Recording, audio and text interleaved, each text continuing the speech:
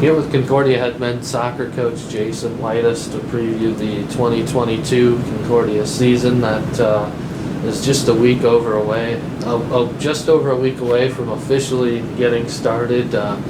This year 15 for you as a head coach. Time flies by, doesn't it? Time flies when you're having fun, I guess. Yeah. If you don't mind, I know coaching wasn't necessarily your original plan. Maybe you can talk a little bit first about how this worked out for you.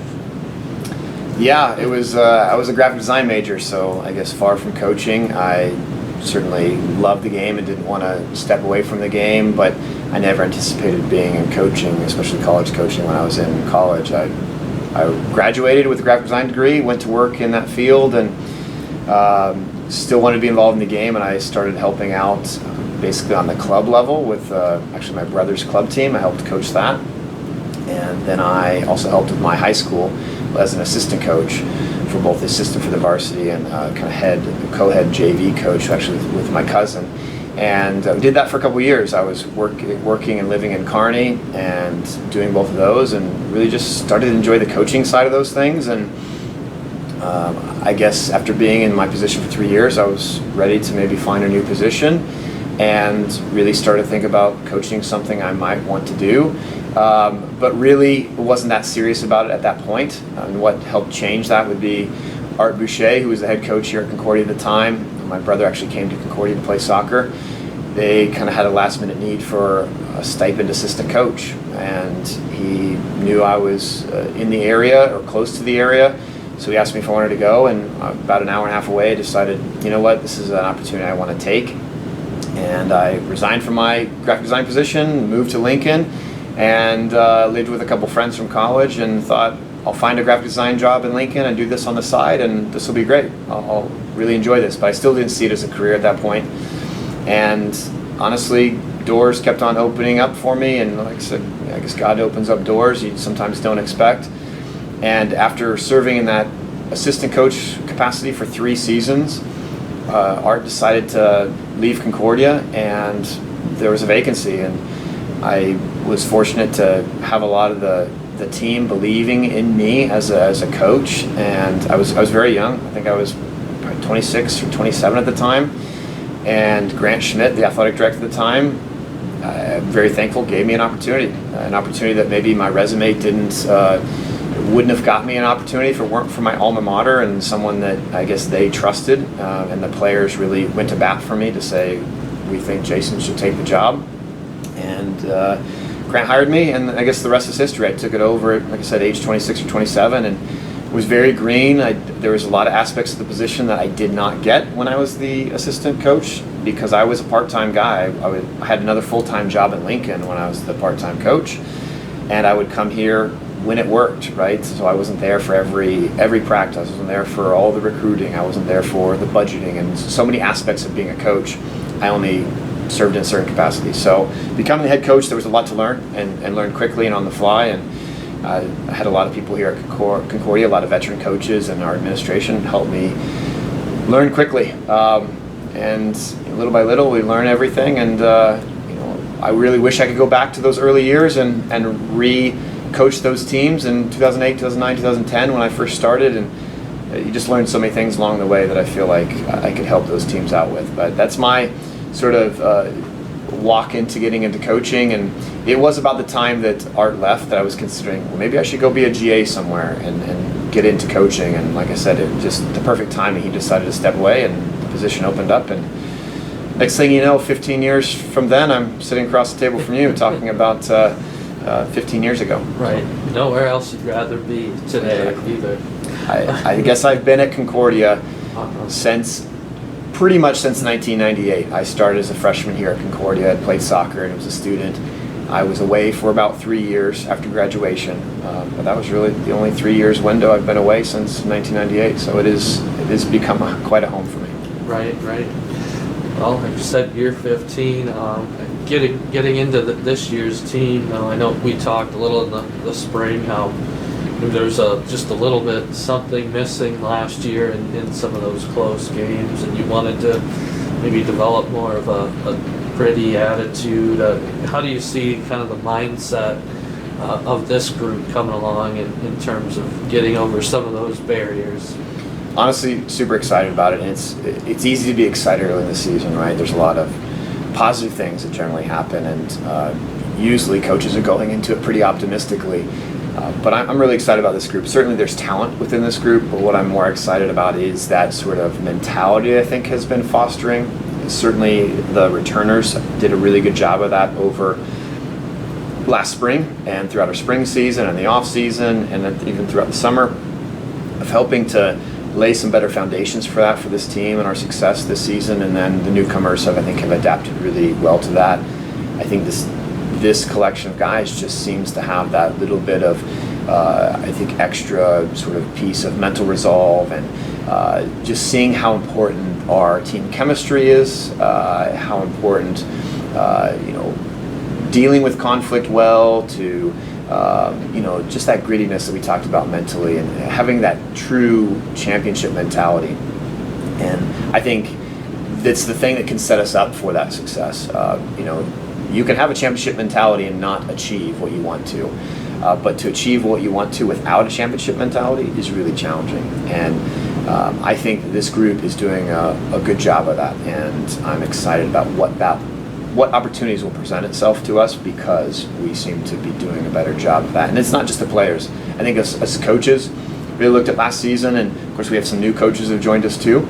But we really thought that, looking in the mirror, that we didn't do a good enough job for our team in that, and we needed to be better in that in terms of our accountability for this season. And I think top down, bottom up, I think our team is doing a good job of that this summer.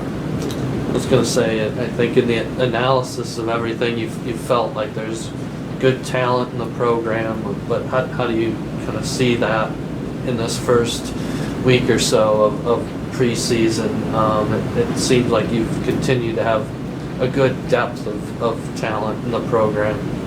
Yeah, I think there's good depth overall. There's certainly some positions that we have more depth than others, and it's never easy losing impactful seniors, and we lost some very impactful seniors from last year. But ultimately, some guys who are returners have taken a step forward and are better than they were last year in many facets of the game. And we've also added some really good depth and competition in some areas. I mean, we've had some great goalkeepers here in our time, but I'm not sure we've ever had as good of a goalkeeper group as a whole as we have right now. So there's great competition there.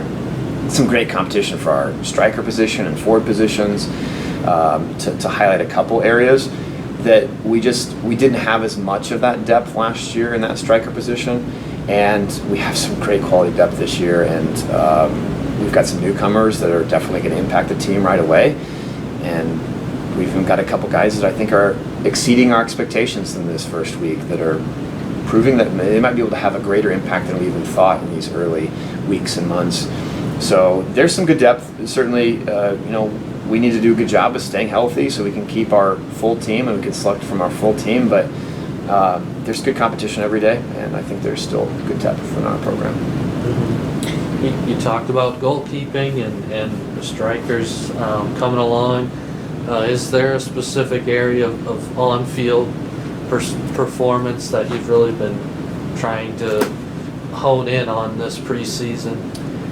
So far, maybe much to our team's chagrin, we've focused on the defensive side of the ball thus far. This week it's a little bit more focused on the attacking side, but we really wanted to lay those foundations of us working as a unit, understanding when and where and how to press, and not only the cues but the communication. And those are some of the things, honestly, the entire first week was focused on that.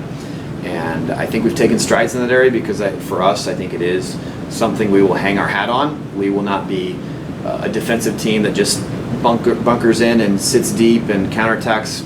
We have the capability of doing a lot of other things, but at the core, we want to be really good defensively, and we want to have that championship mentality lived out in transition and on the defensive side of the ball. We really wanted to start with that, so that it was clear to everybody that, like, look, we do have some depth in some areas, and if you're not willing to do what we're asking, we can go to the next guy who may be capable of that. So that's been our focus so far. Now, this week we'll try to improve a little bit more in the attack and us building and some of those phases. But An area we also are targeting to improve upon is just taking our chances.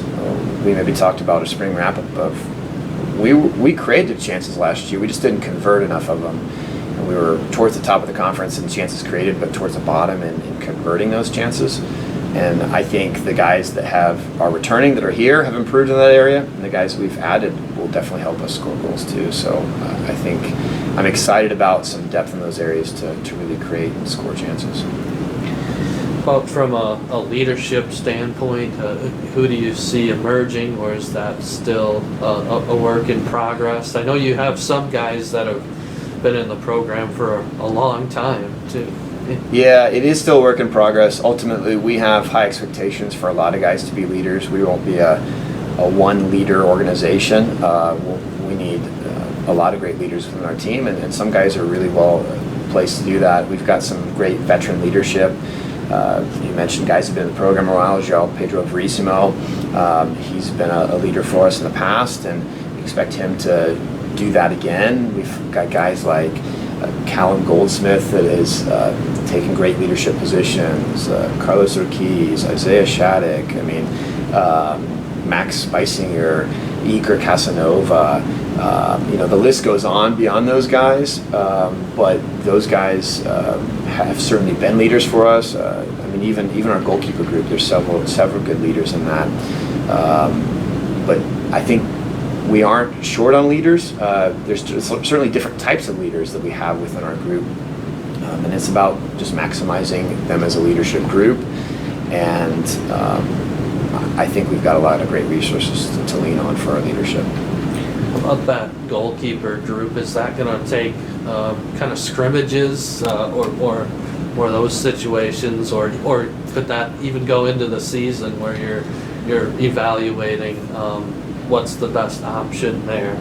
I think our best option is probably for me to call you and for you to choose which goalkeeper to select for that day. No, we're going to have a really tough time deciding. It was tough last year and it's more challenging this year. I guess the hope is that one of these guys separates themselves and it makes our selection of them easier because someone has separated themselves. So far early on in preseason, I don't think we've seen that. We've seen they're all playing in or around the same level. They all have their strengths and weaknesses to their particular game, but it's going to be tough. I don't know when that's going to get sorted. I hope we're not in a position where we're swapping and changing keepers every game, but ultimately we'll take it as it comes and see what happens. I think our best options are that someone separates themselves, and I think we're going to charge our keepers to compete and battle, and if you don't get the job, keep on battling as if you're going to win the job. And I do think it's unlikely that we will have one keeper play in every game this whole year. I think it's highly unlikely, but we're not going to predetermine that. We're going to try and see who's the best for that game and make the best decision we can. I think I mentioned this maybe before. We're in a tough position that we're always going to be wrong, but we're never wrong because we have 4 good goalkeepers, and no matter what we choose, we've, in our eyes, made a good decision. But we're always going to be wrong in the eyes of 3 other goalkeepers. I think I'm thankful though that this goalkeeper group is supportive of each other, and it's a healthy competition. So even if someone's not selected, they're going to grind and work hard and support the guy who is. I don't think you want me to choose it, but I'll trust you. One of the guys you mentioned I thought might be worth highlighting, Iker Casanova, who's been second team all-conference back-to-back years. What is it about him that's made him a steady performer in the back?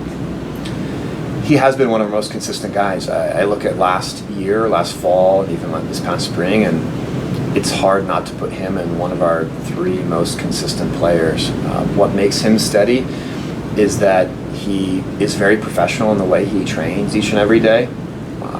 He's a guy, and we've had several guys like this, and even on our team now, that you just never have to get after. You never have to motivate them. You never have to push them. Why aren't you giving enough? There's more you could give.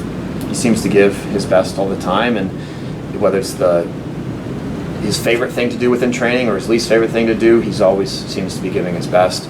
So he approaches it with a very professional mentality. I think that's a great foundation of what we see in his performance. But he's a competitor. He's wanting to achieve things both individually and collectively for us, and he does put the team first in that. And so when he's on the game, he's giving everything he can. He's also one of our better communicators on our team. I think on-field communication that I think became a little bit more evident last year. He stepped up in that role at times, both in the fall and the spring. So I think that's helped as well. But at the core, he's a competitor. Like if we're trailing in a game and it's the 80th minute, he's that guy that's pressing. He's the guy that is trying to encourage teammates to keep going, to keep believing. So I think he's got a really good competition sort of motor in him, but he's also he has a winning mentality. So I think when you have that, there's a good recipe for consistent, good performances. Wanted to talk a little bit about the conference. The preseason polls always kind of mirror what happened the previous year, I think, anyway. But when you look at things, it used to be everybody seemed to be chasing Hastings, and now there's kind of a lot more competitive balance. But is that kind of how you see things going? And maybe there's a number of teams that feel like they can compete to win the conference going into this year. Yeah, I think so. I think that our conference has gotten better over the years overall, top to bottom. And I don't want to use this as our opponent's fuel for other things, but I would say our conference in a way has been compressed. There's less of a gap between the top team and the second team, or the top couple teams and everybody else. And there's a less of a gap between the bottom team or the bottom couple teams and those 9th, 10th teams. It's just been compressed, which makes for a much more competitive conference. It makes for more teams that are truly in the hunt. And you look at the last couple of years, yeah, there's been a lot of teams that are right there in the hunt. The challenge in the GPAC has been you can't stumble much to succeed. You lose 2 games, that's more than most of our regular season champions have had in order to win it. So you've got to be really good and really consistent over the long haul in order to do that. And it's tough when most every game you play, it could go either way because you have to perform in order to get a result, it's a fun environment to be in because you've got to show up and give your best every single day. But yeah, I think the GPAC overall, the depth and the quality is getting better. There's, I think, more teams in our conference that are in sort of the national conversation, and whether it's top 25 receiving votes or on the outskirts of that, there's more teams that are capable of beating top 25 teams. And now the challenge for both us and a conference is we got to go out and do that. We got to do that consistently to really, I think, elevate the GPAC further. Well, as far as your season opener coming up next week as we record this, and a unique opportunity in front of you. A lot of times you're playing within the region. Now you get a chance to go out to the Pacific Northwest. What kind of excites you about that travel and getting to play some teams maybe you don't normally see? Well, I think that's it. I mean, one, we really can see this as an experience, right? Because no matter what we're able to accomplish this year or any other year, at the end of the day, some things you remember from your experience are the relationships you have, the feeling and experiences you had.